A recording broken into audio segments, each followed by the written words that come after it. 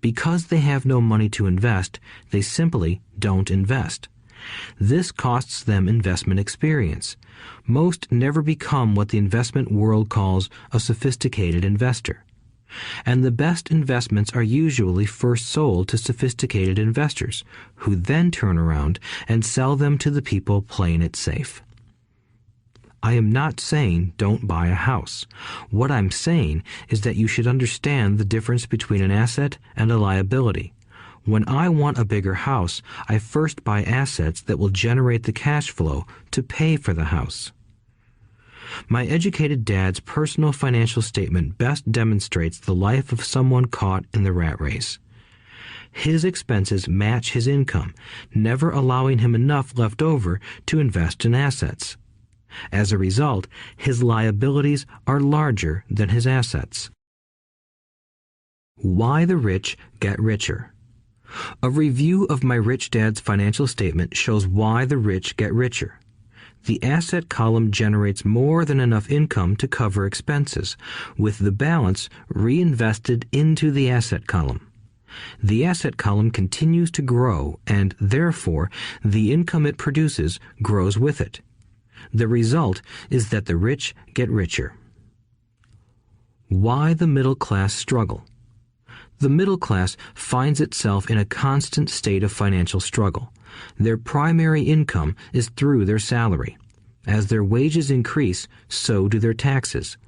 Their expenses tend to increase in proportion to their salary increase, hence the phrase, the rat race. They treat their home as their primary asset instead of investing in income-producing assets.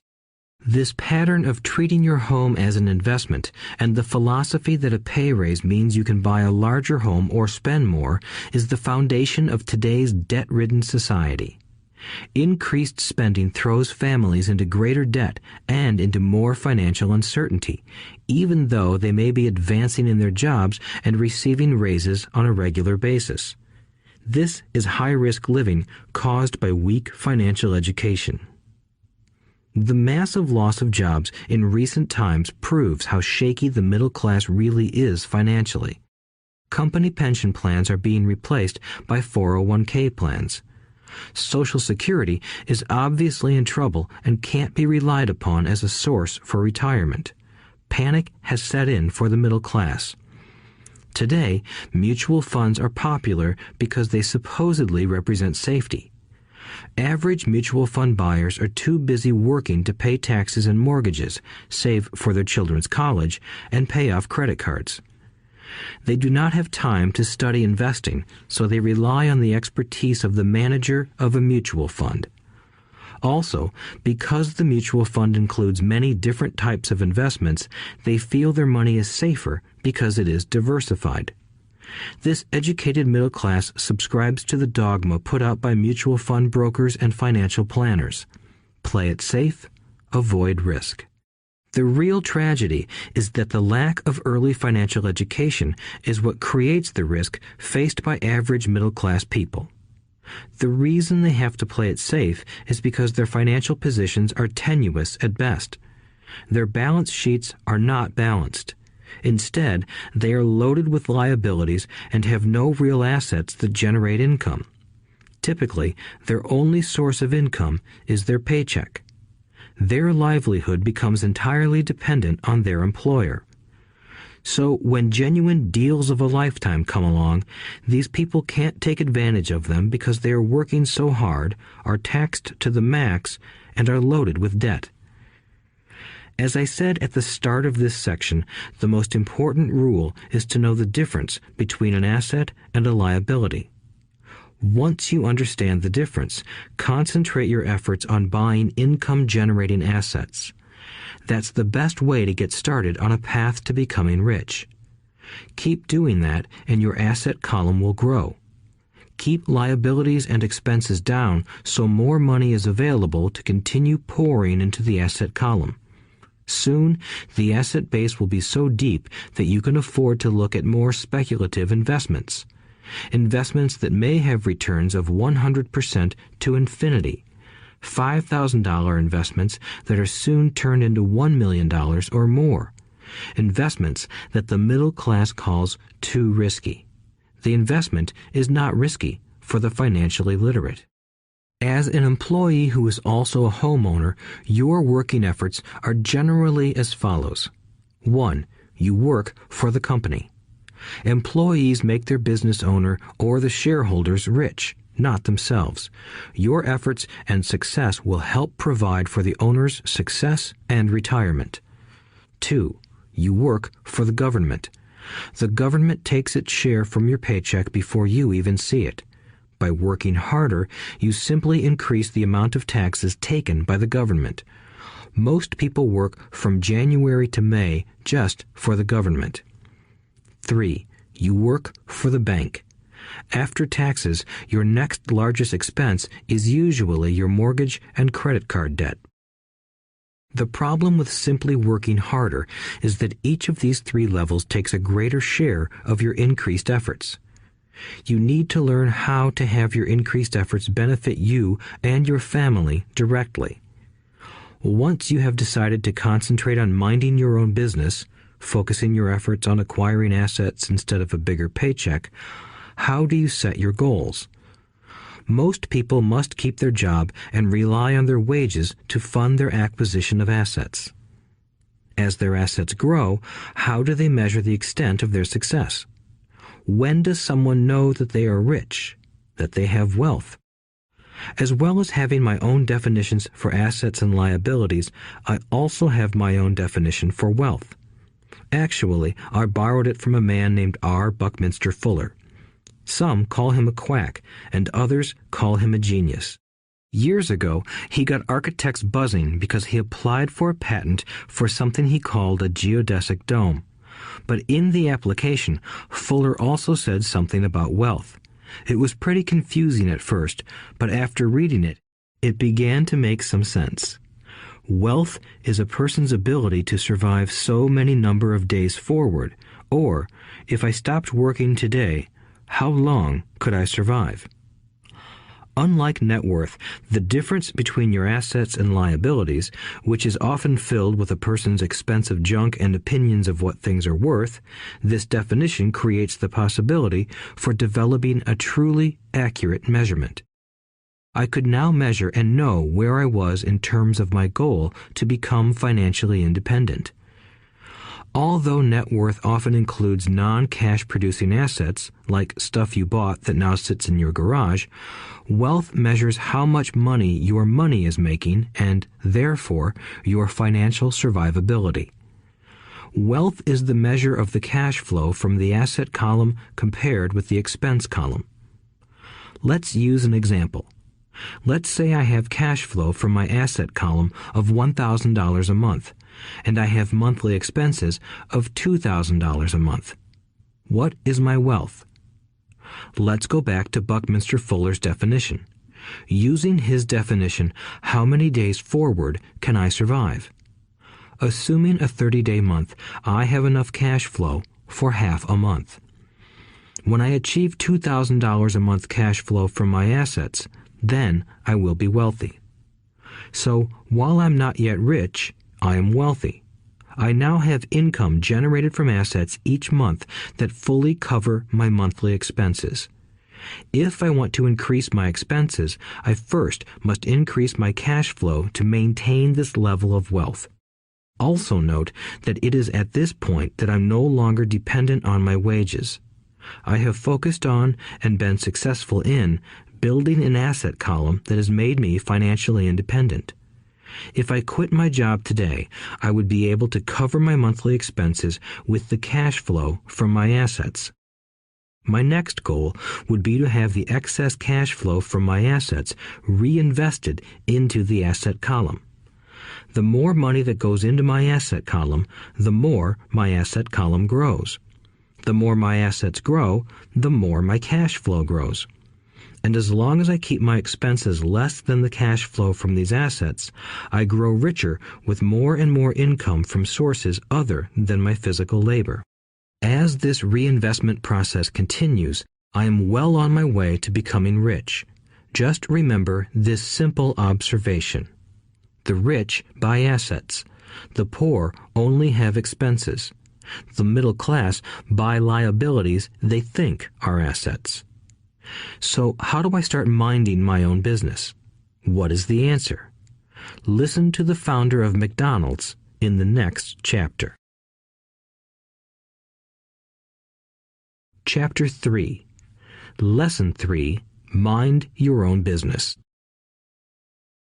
The rich focus on their asset columns while everyone else focuses on their income statements. In 1974, Ray Kroc, the founder of McDonald's, was asked to speak to the MBA class at the University of Texas at Austin. A friend of mine was a student in that MBA class. After a powerful and inspiring talk, the class adjourned and the students asked Ray if he would join them at their favorite hangout to have a few beers. Ray graciously accepted. "What business am I in?" Ray asked once the group had all their beers in hand. Everyone laughed, my friend said. Most of the MBA students thought Ray was just fooling around. No one answered, so Ray asked again. "What business do you think I'm in?" The students laughed again, and finally one brave soul yelled out, "Ray, who in the world doesn't know that you're in the hamburger business?" Ray chuckled. "That's what I thought you would say." He paused and then quickly added, "Ladies and gentlemen, I'm not in the hamburger business. My business is real estate." As my friend tells the story, Ray spent a good amount of time explaining his viewpoint. In his business plan, Ray knew that the primary business focus was to sell hamburger franchises, but what he never lost sight of was the location of each franchise. He knew that the land and its location were the most significant factors in the success of each franchise. Basically, the person who bought the franchise was also buying the real estate under the franchise for Ray Kroc's organization. Today, McDonald's is the largest single owner of real estate in the world, owning even more than the Catholic Church. McDonald's owns some of the most valuable intersections and street corners in America and around the globe. My friend considers this as one of the most important lessons in his life. Today, he owns car washes, but his business is the real estate under those car washes. The previous chapter presented that most people work for everyone but themselves. They work first for the owners of the company, then for the government through taxes, and finally for the bank that owns their mortgage. When I was a young boy, we did not have a McDonald's nearby.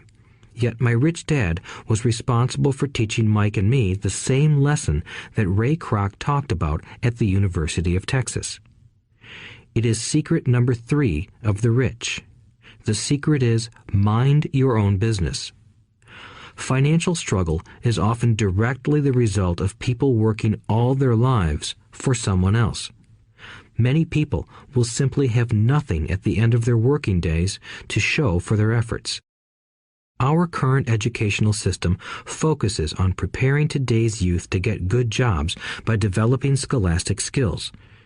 Their lives will revolve around their wages or, as described earlier, their income column. Many will study further to become engineers, scientists, cooks, police officers, artists, writers, and so on. These professional skills allow them to enter the workforce and work for money. But there is a big difference between your profession and your business. Often I ask people, "What is your business?" And they will say, "Oh, I'm a banker." Then I ask them if they own the bank, and they usually respond, "No, I work there." In that instance, they have confused their profession with their business. Their profession may be a banker, but they still need their own business. A problem with school is that you often become what you study. So if you study cooking, you become a chef. If you study the law, you become an attorney. And a study of auto mechanics makes you a mechanic. The mistake in becoming what you study is that too many people forget to mind their own business. They spend their lives minding someone else's business and making that person rich. To become financially secure, a person needs to mind their own business. Your business revolves around your asset column, not your income column. As stated earlier, the number one rule is to know the difference between an asset and a liability and to buy assets. The rich focus on their asset columns, while everyone else focuses on their income statements. That is why we hear so often, "I need a raise. If only I had a promotion. I am going back to school to get more training so I can get a better job. I am going to work overtime. Maybe I can get a second job." In some circles, these are sensible ideas, but you are still not minding your own business. These ideas all still focus on the income column and will only help a person become more financially secure if the additional money is used to purchase income-generating assets. The primary reason the majority of the poor and middle class are fiscally conservative, which means I can't afford to take risks, is that they have no financial foundation. They have to cling to their jobs and play it safe. When downsizing became the in thing to do, millions of workers found out their largest so-called asset, their home, was eating them alive. Their asset was costing them money every month. Their car, another asset, was eating them alive. The golf clubs in the garage that cost $1,000 were not worth $1,000 anymore. Without job security, they had nothing to fall back on. What they thought were assets could not help them survive in a time of financial crisis.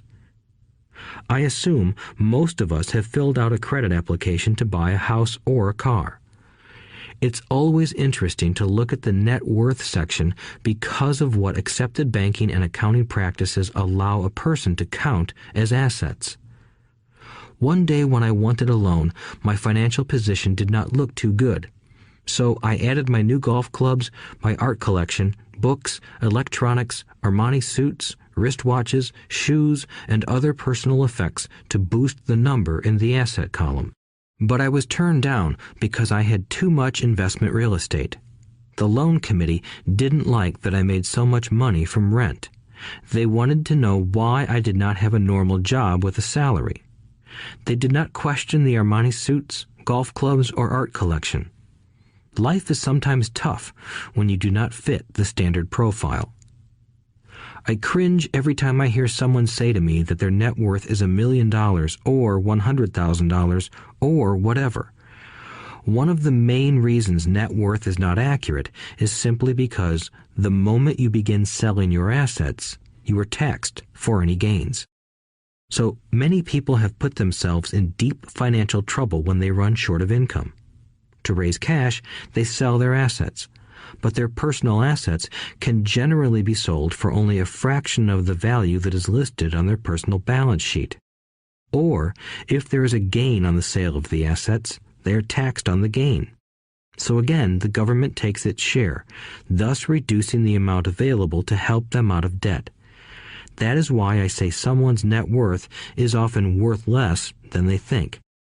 Start minding your own business. Keep your daytime job, but start buying real assets, not liabilities or personal effects that have no real value once you get them home. A new car loses nearly 25% of the price you pay for it the moment you drive it off the lot. It is not a true asset even if your banker lets you list it as one. My $400 new titanium driver was worth $150 the moment I teed off. Keep expenses low, reduce liabilities, and diligently build a base of solid assets. For young people who have not yet left home, it is important for parents to teach them the difference between an asset and a liability. Get them to start building a solid asset column before they leave home, get married, buy a house, have kids, and get stuck in a risky financial position, clinging to a job and buying everything on credit. I see so many young couples who get married and trap themselves into a lifestyle that will not let them get out of debt for most of their working years. For many people, just as the last child leaves home, the parents realize they have not adequately prepared for retirement and they begin to scramble to put some money away. Then their own parents become ill and they find themselves with new responsibilities. So what kind of assets am I suggesting that you or your children acquire? In my world, real assets fall into the following categories. Businesses that do not require my presence. I own them, but they are managed or run by other people. If I have to work there, it's not a business. It becomes my job. Stocks, bonds, income-generating real estate, notes, IOUs, royalties from intellectual property such as music, scripts, and patents. Anything else that has value, produces income, or appreciates, and has a ready market. As a young boy, my educated dad encouraged me to find a safe job, but my rich dad encouraged me to begin acquiring assets that I loved. If you don't love it, you won't take care of it. I collect real estate simply because I love buildings and land. I love shopping for them, and I could look at them all day long. When problems arise, the problems aren't so bad that it changes my love for real estate. For people who hate real estate, they shouldn't buy it. I also love stocks of small companies, especially startups, because I am an entrepreneur, not a corporate person. In my early years, I worked in large organizations such as Standard Oil of California, the U.S. Marine Corps, and Xerox Corporation.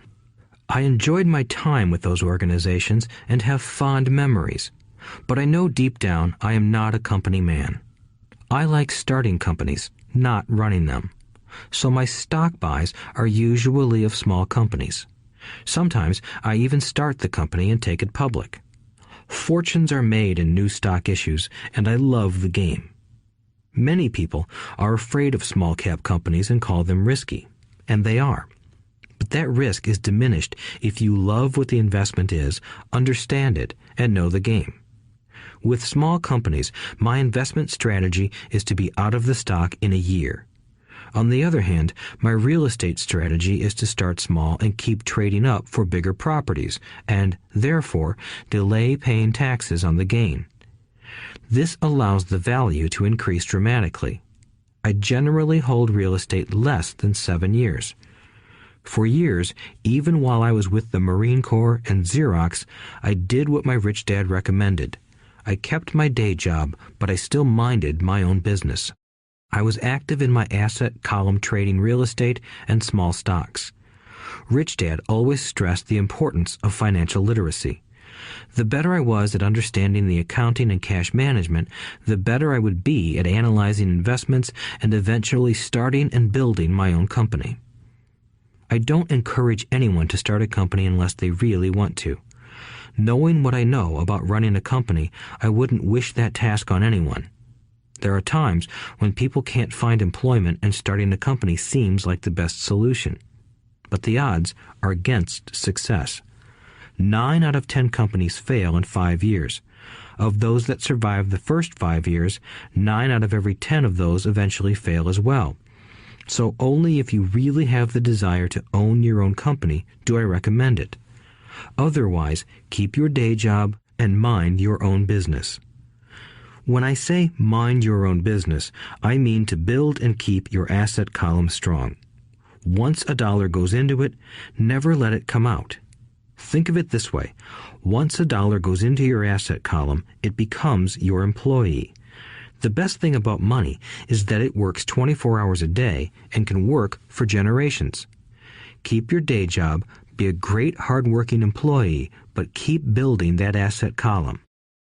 As your cash flow grows, you can indulge in some luxuries. An important distinction is that rich people buy luxuries last, while the poor and middle class tend to buy luxuries first. The poor and the middle class often buy luxury items like big houses, diamonds, furs, jewelry, or boats because they want to look rich. They look rich, but in reality they just get deeper in debt on credit. The old money people, the long-term rich, build their asset column first. Then the income generated from the asset column buys their luxuries. The poor and middle class buy luxuries with their own sweat, blood, and children's inheritance.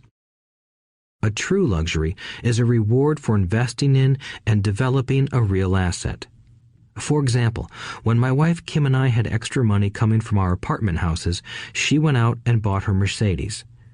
It didn't take any extra work or risk on her part because the apartment house bought the car.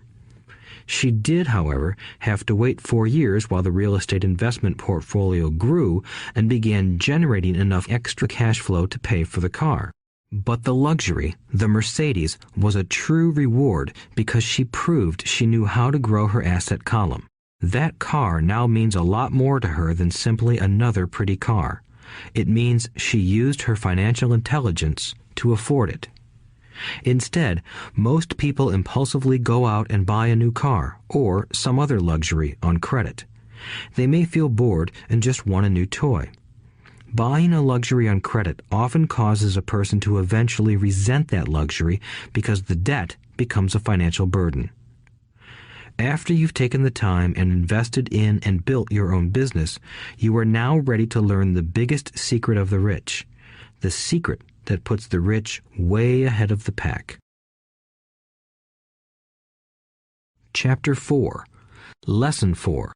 The History of Taxes and the Power of Corporations. My rich dad just played the game smart, and he did it through corporations, the biggest secret of the rich. I remember in school being told the story of Robin Hood and his merry men. My teacher thought it was a wonderful story of a romantic hero who robbed from the rich and gave to the poor. My rich dad did not see Robin Hood as a hero. He called Robin Hood a crook. Robin Hood may be long gone, but his followers live on. I often still hear people say, "Why don't the rich pay for it?" Or, "The rich should pay more in taxes and give it to the poor."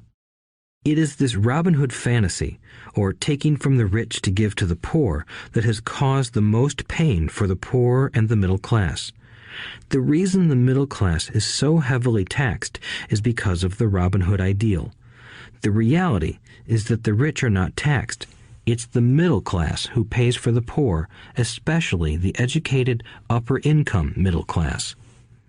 Again, to understand fully how things happen, we need to look at the history of taxes. Although my highly educated dad was an expert on the history of education, my rich dad fashioned himself an expert on the history of taxes. Rich Dad explained to Mike and me that originally in England and America, there were no taxes. Occasionally, there were temporary taxes levied in order to pay for wars. The king or the president would put the word out and ask everyone to chip in. Taxes were levied in Britain for the fight against Napoleon from 1799 to 1816, and in America to pay for the Civil War from 1861 to 1865. In 1874, England made income tax a permanent levy on its citizens. In 1913, an income tax became permanent in the United States with the adoption of the 16th Amendment to the U.S. Constitution. At one time, Americans were anti-tax. It had been the tax on tea that led to the famous Tea Party in Boston Harbor, an incident that helped ignite the Revolutionary War. It took approximately 50 years in both England and the United States to sell the idea of a regular income tax. What these historical dates fail to reveal is that both of these taxes were initially levied against only the rich. It was this point that Rich Dad wanted Mike and me to understand. He explained that the idea of taxes was made popular and accepted by the majority by telling the poor and the middle class that taxes were created only to punish the rich. This is how the masses voted for the law, and it became constitutionally legal.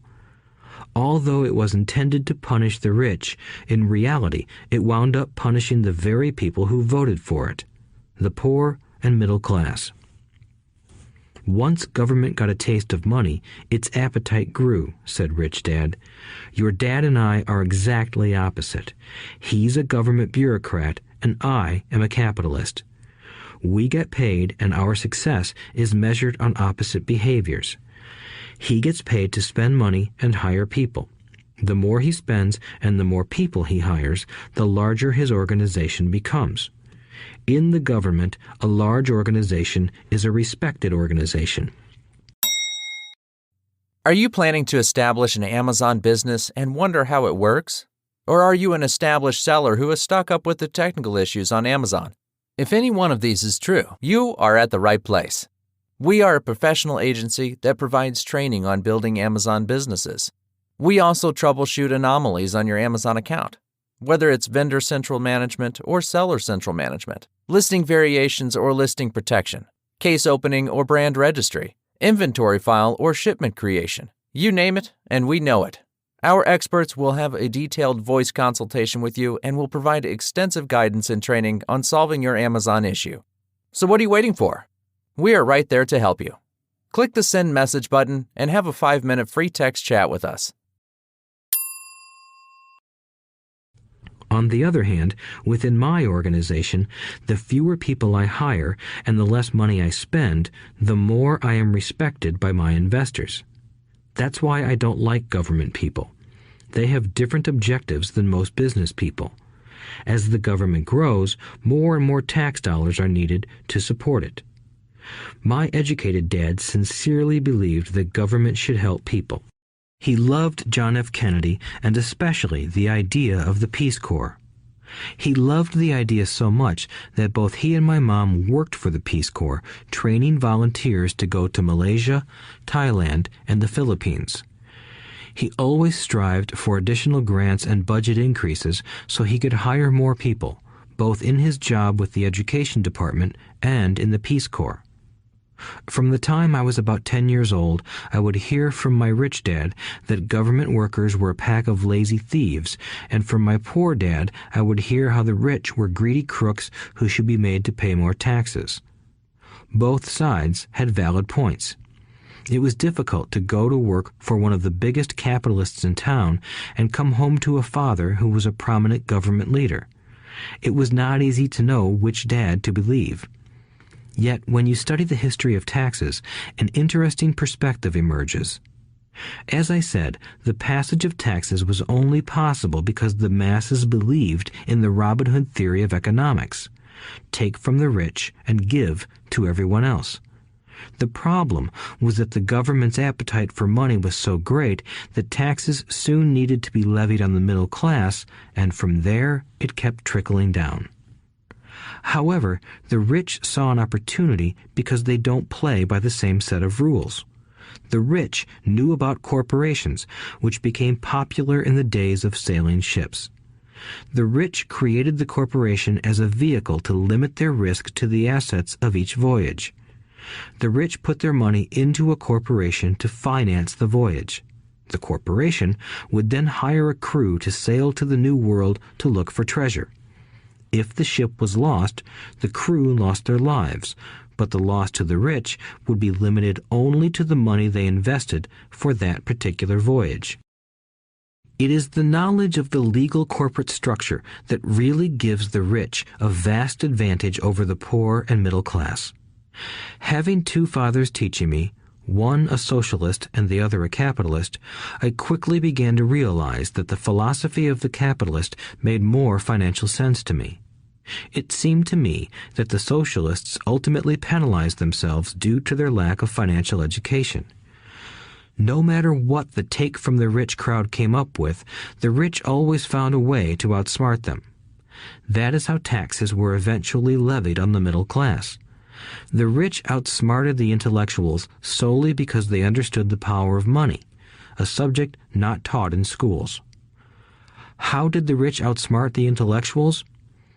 Once the take from the rich tax was passed, cash started flowing into government coffers. Initially, people were happy. Money was handed out to government workers and the rich.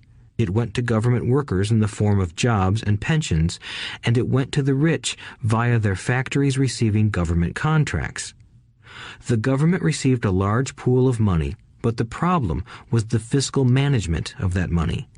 The government ideal is to avoid having excess money. If you fail to spend your allotted funds, you risk losing it in the next budget. You would certainly not be recognized for being efficient. Business people, on the other hand, are rewarded for having excess money and are applauded for their efficiency.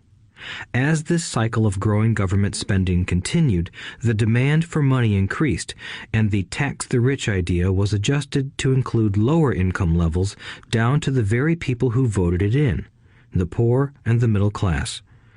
True capitalists used their financial knowledge to simply find an escape. They headed back to the protection of a corporation. But what many people who have never formed a corporation don't know is that a corporation is not really a thing. A corporation is merely a file folder with some legal documents in it, sitting in some attorney's office and registered with a state government agency. It's not a big building or a factory or a group of people. A corporation is merely a legal document that creates a legal body without a soul. Using it, the wealth of the rich was once again protected. It was popular because the income tax rate of a corporation is less than the individual income tax rates. In addition, certain expenses could be paid by a corporation with pre-tax dollars. This war between the haves and have-nots has raged for hundreds of years. The battle is waged whenever and wherever laws are made, and it will go on forever. The problem is that the people who lose are the uninformed, the ones who get up every day and diligently go to work and pay taxes. If they only understood the way the rich play the game, they could play it too. Then they would be on their way to their own financial independence. This is why I cringe every time I hear a parent advise their children to go to school so they can find a safe, secure job. An employee with a safe, secure job without financial aptitude has no escape. Average Americans today work 5 to 6 months for the government just to cover their taxes. In my opinion, that is simply too long.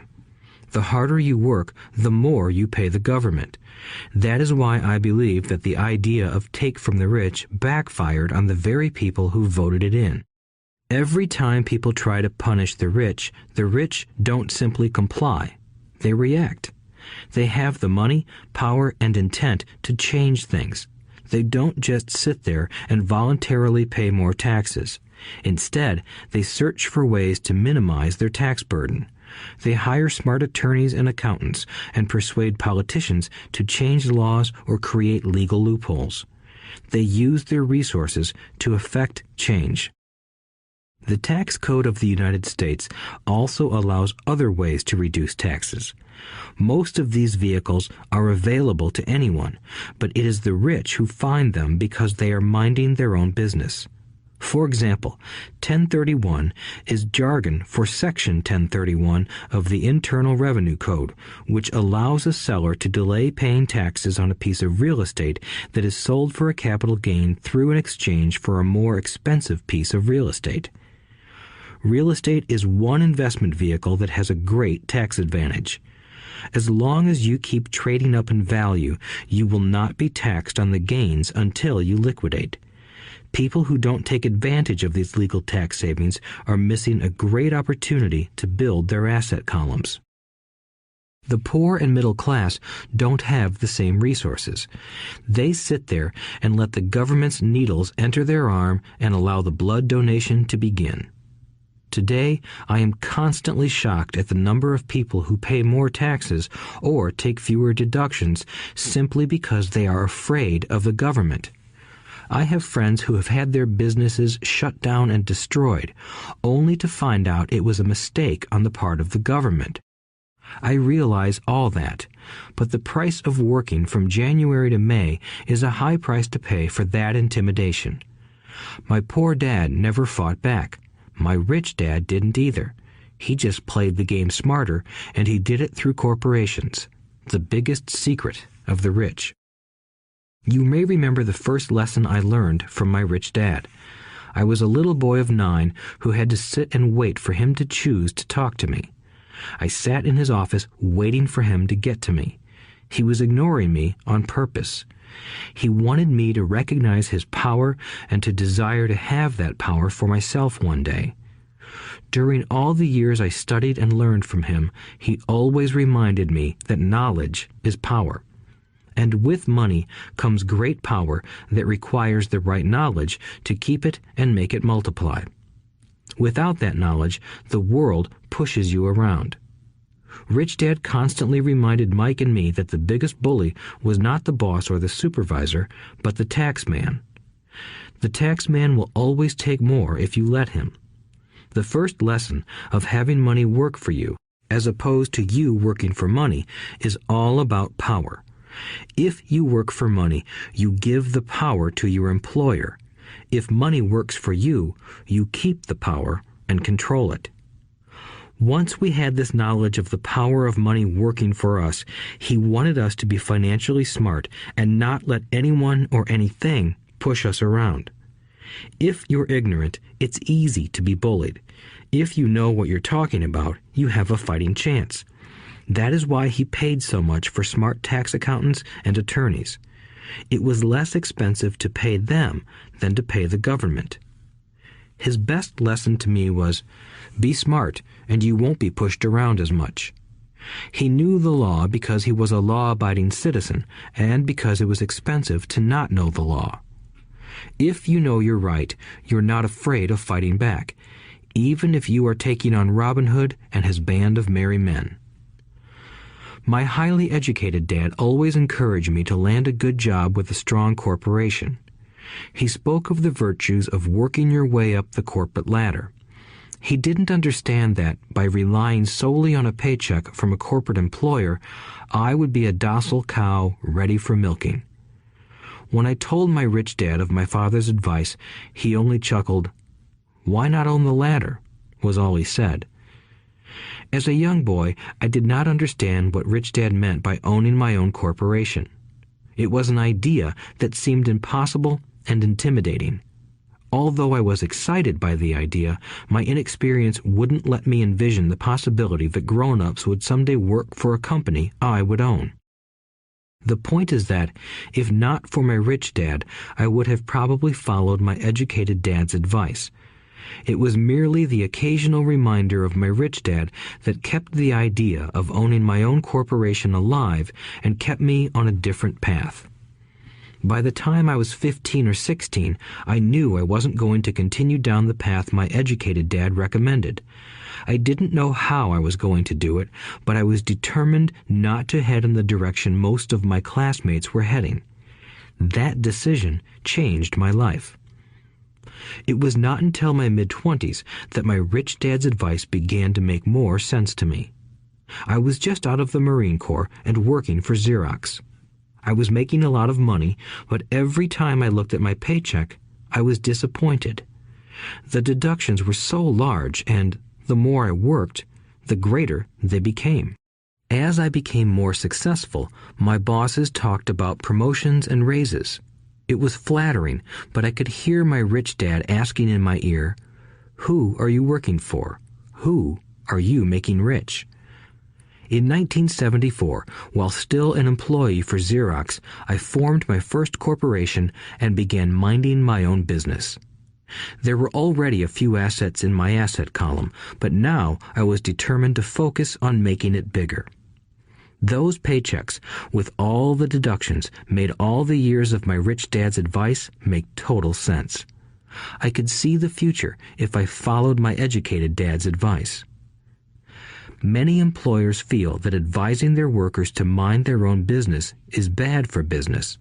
But for me, focusing on my own business and developing assets made me a better employee because I now had a purpose.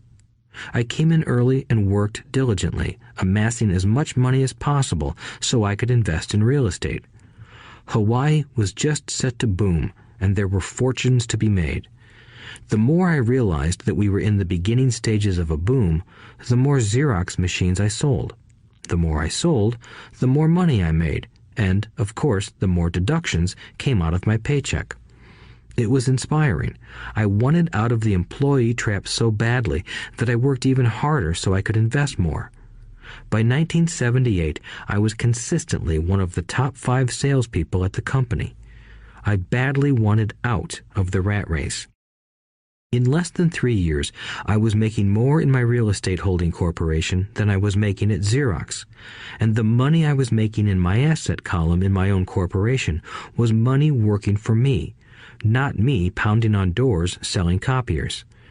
My rich dad's advice made much more sense. Soon, the cash flow from my properties were so strong that my company bought me my first Porsche. My fellow Xerox salespeople thought I was spending my commissions. I wasn't. I was investing my commissions in assets. My money was working hard to make more money. Each dollar in my asset column was a great employee, working hard to make more employees and buy the boss a new Porsche with before tax dollars. I began to work harder for Xerox. The plan was working, and my Porsche was the proof. By using the lessons I learned from my rich dad, I was able to get out of the proverbial rat race at an early age. It was made possible because of the strong financial knowledge I had acquired through Rich Dad's lessons. Without this financial knowledge, which I call financial intelligence or financial IQ, my road to financial independence would have been much more difficult. I now teach others in the hope that I may share my knowledge with them. I remind people that financial IQ is made up of knowledge from 4 broad areas of expertise. 1. Accounting. Accounting is financial literacy or the ability to read numbers. This is a vital skill if you want to build an empire. The more money you are responsible for, the more accuracy is required, or the house comes tumbling down. This is the left brain side, or the details. Financial literacy is the ability to read and understand financial statements, which allows you to identify the strengths and weaknesses of any business. 2. Investing. Investing is the science of money making money. This involves strategies and formulas which use the creative right brain side. 3. Understanding markets. Understanding markets is the science of supply and demand. You need to know the technical aspects of the market, which are emotion-driven, in addition to the fundamental or economic aspects of an investment. Does an investment make sense or does it not make sense based on current market conditions? 4. The law. A corporation wrapped around the technical skills of accounting, investing, and markets can contribute to explosive growth. A person who understands the tax advantages and protections provided by a corporation can get rich so much faster than someone who is an employee or a small business sole proprietor. It's like the difference between someone walking and someone flying. The difference is profound when it comes to long-term wealth. Tax advantages. A corporation can do many things that an employee cannot, like pay expenses before paying taxes. That is a whole area of expertise that is very exciting. Employees earn and get taxed, and then try to live on what is left. A corporation earns, spends everything it can, and is taxed on anything that is left. It's one of the biggest legal tax loopholes that the rich use. They're easy to set up and are not expensive if you own investments that are producing good cash flow. For example, by owning your own corporation, your vacations can be board meetings in Hawaii. Car payments, insurance, repairs, and health club memberships are company expenses. Most restaurant meals are partial expenses and on. But it's done legally with pre-tax dollars. Protection from lawsuits. We live in a litigious society. Everybody wants a piece of your action. The rich hide much of their wealth using vehicles such as corporations and trusts to protect their assets from creditors. When someone sues a wealthy individual, they are often met with layers of legal protection and often find that the wealthy person actually owns nothing. They control everything, but own nothing. The poor and middle class try to own everything and lose it to the government or to fellow citizens who like to sue the rich. They learned it from the Robin Hood story. Take from the rich and give it to the poor. It is not the purpose of this audiobook to go into the specifics of owning a corporation, but I will say that if you own any kind of legitimate assets, I would consider finding out more about the benefits and protection offered by a corporation as soon as possible. There are many books written on the subject that will detail the benefits and even walk you through the steps necessary to set up a corporation. Garrett Sutton's books on corporations provide wonderful insight into the power of personal corporations. Financial IQ is actually the synergy of many skills and talents. I would say it is the combination of the 4 technical skills listed above that make up basic financial intelligence. If you aspire to great wealth, it is the combination of these skills that will greatly amplify your financial intelligence. In summary, business owners with corporations 1. Earn, 2. Spend, 3. Pay taxes.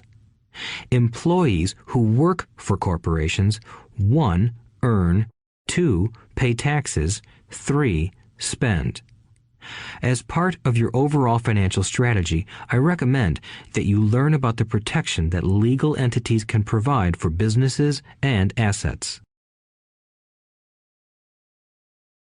Chapter 5. Lesson 5. The rich invent money. Often in the real world, it's not the smart who get ahead, but the bold. Last night, I took a break from writing and watched a TV program on the history of a young man named Alexander Graham Bell. Bell had just patented his telephone and was having growing pains because the demand for his new invention was so strong. Needing a bigger company, he then went to the giant at that time, Western Union, and asked them if they would buy his patent and his tiny company. He wanted $100,000 for the whole package. The president of Western Union scoffed at him and turned him down, saying the price was ridiculous. The rest is history. A multi-billion-dollar industry emerged, and AT&T was born. The evening news came on right after the story of Alexander Graham Bell. On the news was a story of another downsizing at a local company. The workers were angry and complained that the company ownership was unfair. A terminated manager of about 45 years of age had his wife and 2 babies at the plant and was begging the guards to let him talk to the owners to ask if they would reconsider his termination. He had just bought a house and was afraid of losing it. The camera focused in on his pleading for all the world to see. Needless to say, it held my attention. I have been teaching professionally since 1984. It has been a great experience and a rewarding one. It is also a disturbing profession, for I have taught thousands of individuals, and I see one thing in common in all of us, myself included. We all have tremendous potential, and we all are blessed with gifts. Yet the one thing that holds all of us back is some degree of self-doubt. It is not so much the lack of technical information that holds us back, but more the lack of self-confidence. Some are more affected than others. Once we leave school, most of us know that it is not so much a matter of college degrees or good grades that count. In the real world, outside of academics, something more than just grades is required. I have heard it called many things: guts, chutzpah, balls, audacity, bravado, cunning, daring, tenacity, and brilliance. This factor, whatever it is labeled, ultimately decides one's future much more than school grades do. Inside each of us is one of these brave, brilliant, and daring characters. There is also the flip side of that character, people who could get down on their knees and beg if necessary. After a year in Vietnam as a Marine Corps pilot, I got to know both of those characters inside of me intimately.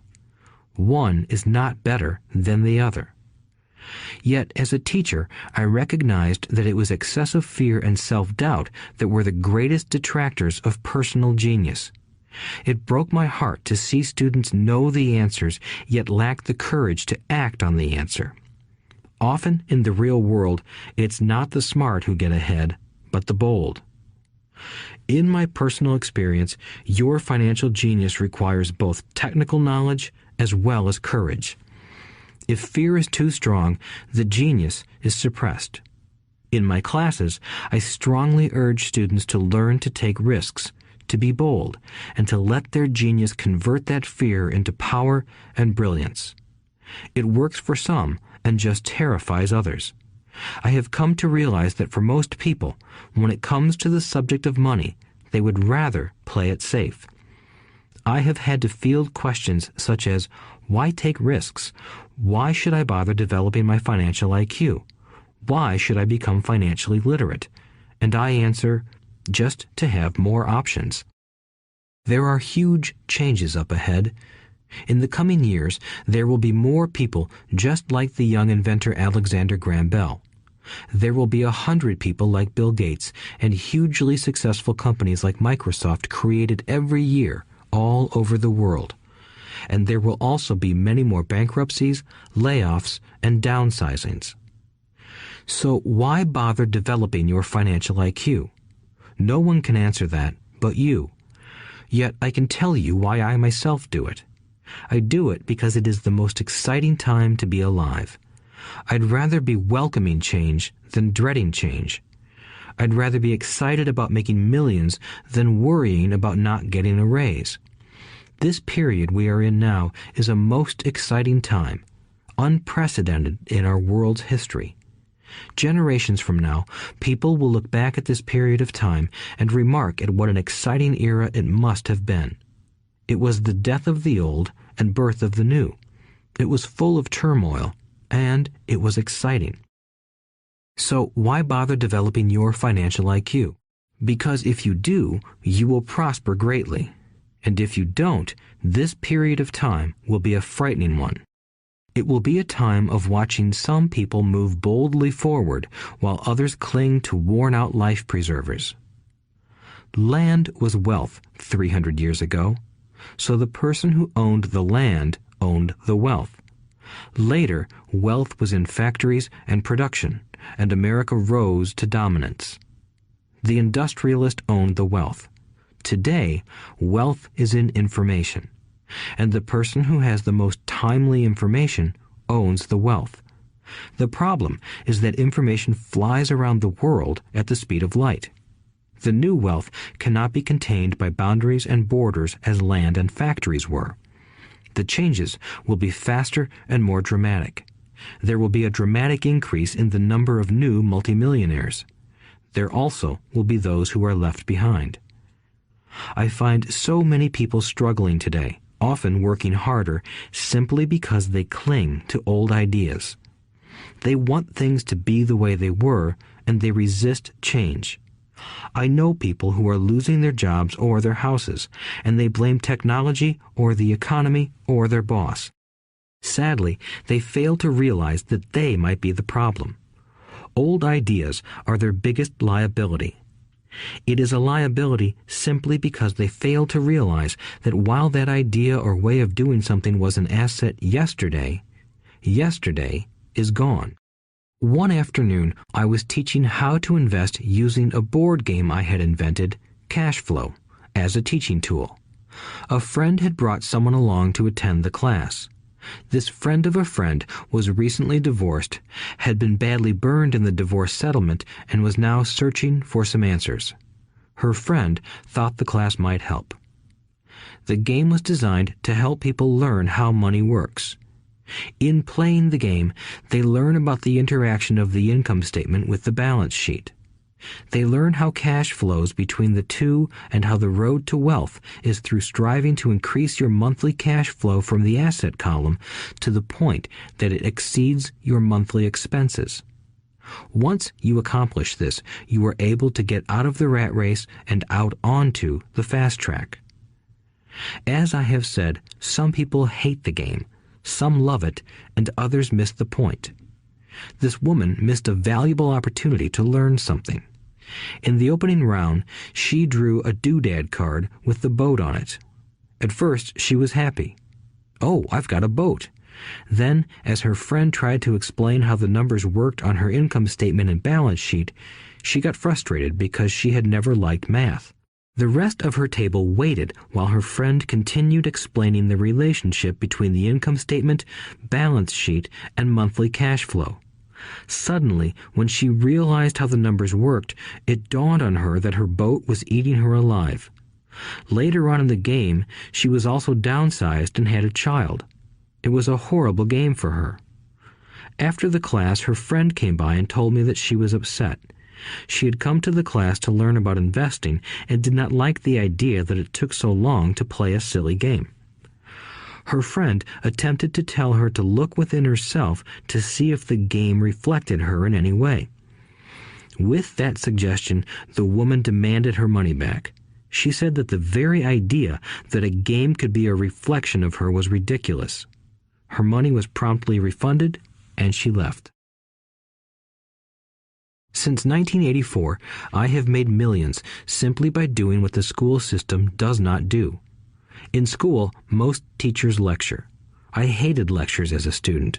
I was soon bored, and my mind would drift.